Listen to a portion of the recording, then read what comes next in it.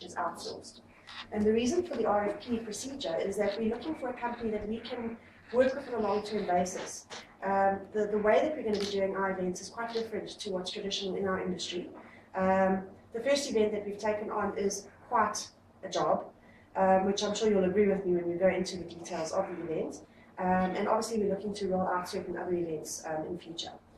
For the moment, I'd like to start off with our documents. The first page that you've got is the WEIEC and EPSE, which is a very big mouthful, which is the World Elections Information Exchange Conference and Electoral Products and Services Exhibition. Now, this event is a very, very high-end event. We're looking to invite international and local delegates in the electoral industry as such. It will be an information sharing session where obviously we'll have a conference for delegates to be able to discuss and share information.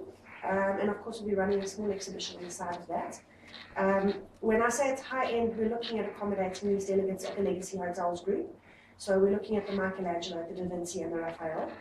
We're not playing games here, we're looking for very high-end delegates. And with that said, we do realize that very, very high-end security is going to be in place. And so the kind of exhibition structure that we're going to require is also going to be a little bit above the rest.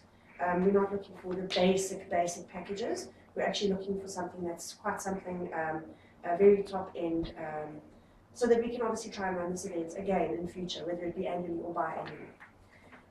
Obviously the reason behind this, this year South Africa's democracy has turned 18. So with that we've sort of got the idea that we're coming of age as a democracy and as our country, and so it would be an ideal platform to run that kind of event in that particular year. The way that we've conceptualized the event is, as I say, quite a job. We don't have one venue, we have 3 venues. The venues that you're looking at, we're working with the Apartheid Museum, we're looking at Constitution Hill, and we're looking at Freedom Park in Pretoria. These 3 venues are essentially heritage sites in Johannesburg. Next year, if we do move the event to another region, we'd probably be looking at Cape Town, where we'd be looking at Robben Island or something similar, where we could run a similar kind of event. Now, the event is a 3-day event. There will be a mini exhibition at each venue, as well as a mini exhibition in each venue.